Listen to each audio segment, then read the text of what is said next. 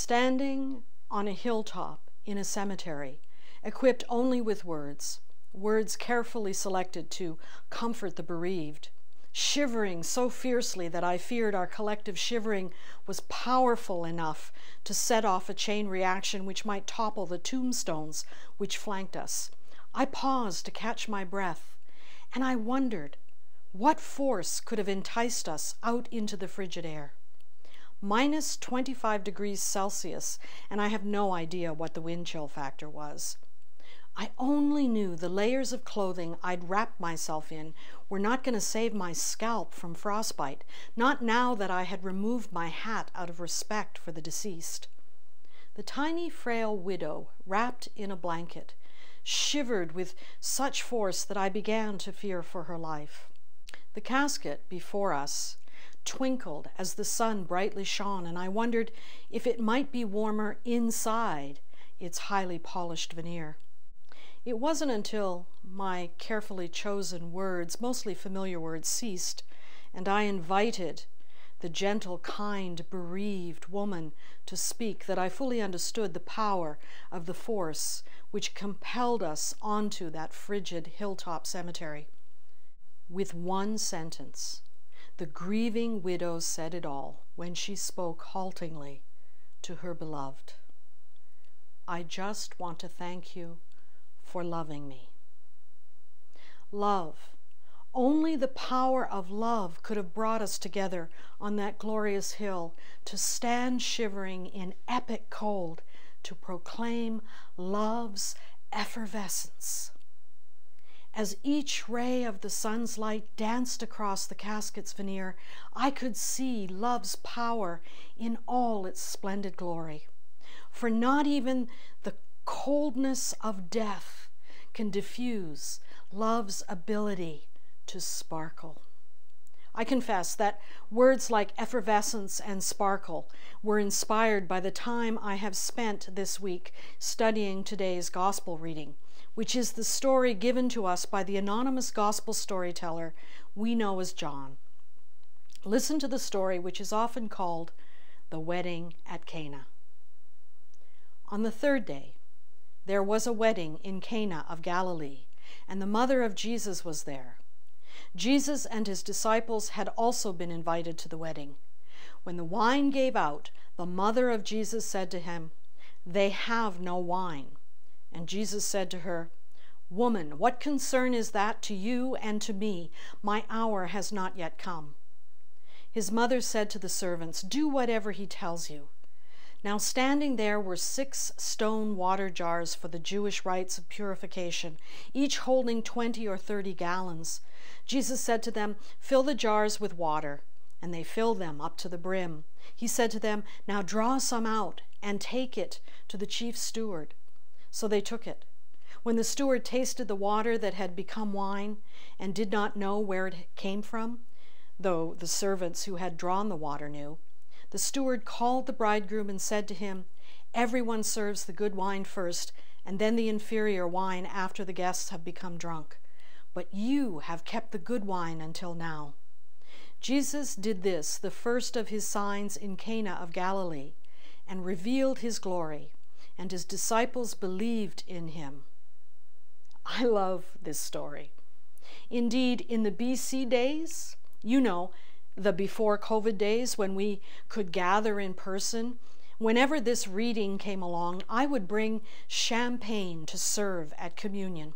The celebration of the wedding at Cana positively calls out for the popping of corks and lots of bubbles to tickle your nose. Oh, how I miss those champagne communions. I can't tell you how much fun it was to pop those corks. I can tell you how very much I look forward to the day when we can gather and celebrate over wine and bread the love which is the mystery we have come to call God. If you listen with your mind's ear, I'm sure you can hear the corks a-poppin'. What a wonderful way to celebrate what the philosopher Beatrice Brutreau calls spondic love. Spondic comes from the Greek word which means libation, And spondic love is the love which flows in and through the cosmos, pouring into each and every nook and cranny of creation. Spondic, what a splendid word, positively effervescent, sparkling in the way it depicts love's ability to bubble up all over the place. Years ago, I discovered a phrase used by St. Augustine of Hippo when he was attempting to describe the nature of the Trinity. Augustine described the divine mystery as lover, beloved, and love itself.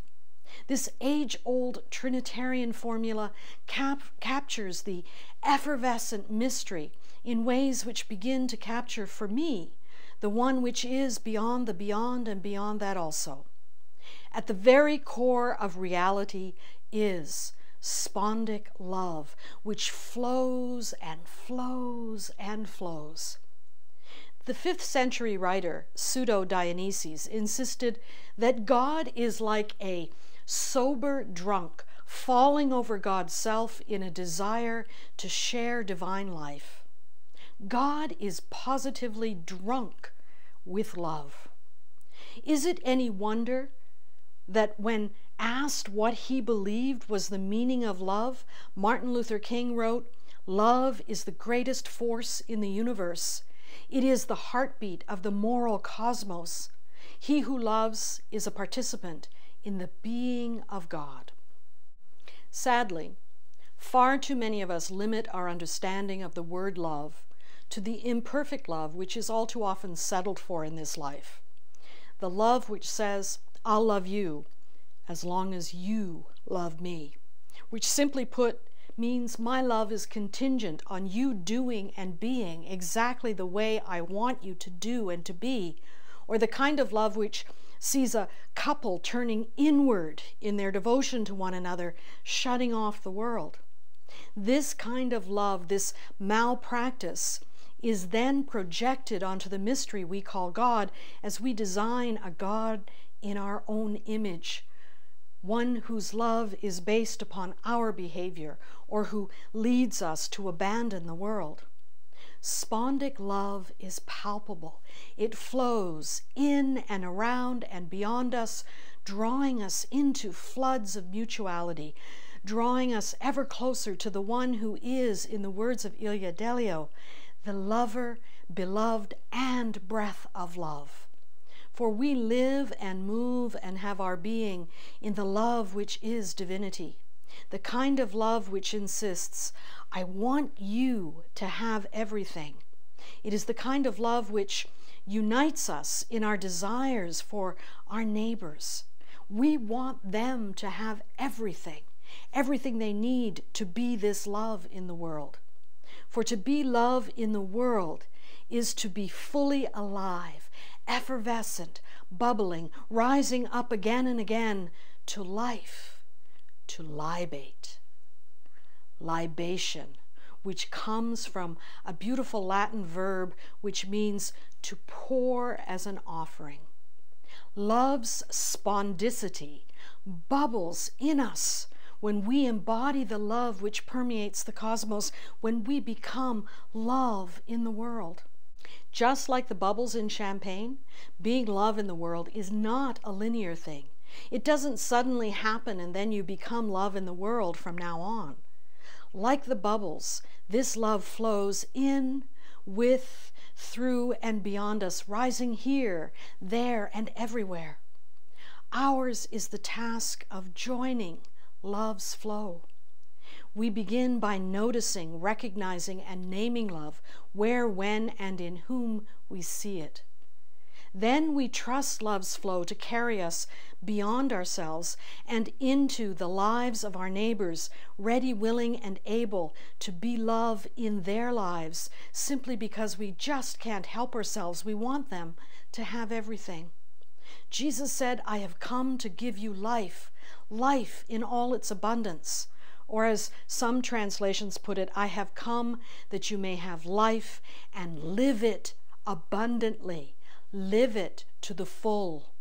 Live life until you are drunk on love, falling all over yourself with a desire to share divine life. I just want to thank you for loving me. That's all she had to say. Somehow the sun shone more brightly, and standing shivering before the power of love, I could see beyond the casket's veneer to the life which had been lived so well. Setting aside my carefully chosen words, I spoke from my heart about the love which brought us into the beauty which surrounded us, to herald a man whose embodiment of love will never die. When the familiar words had been spoken, all our eyes turned to the widow, who summoned all her strength to kneel before the casket just long enough to bestow a kiss on her beloved.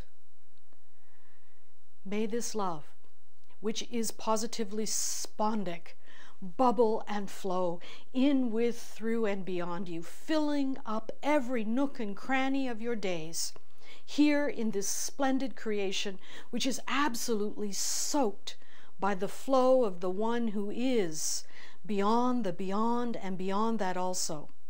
Remember, this one is drunk, falling all over love's self in a desire to share divine life. Enjoy the bubbles. Then be that love in the world. Love in the name and for the sake of our lover, beloved, and the breath of love. Amen.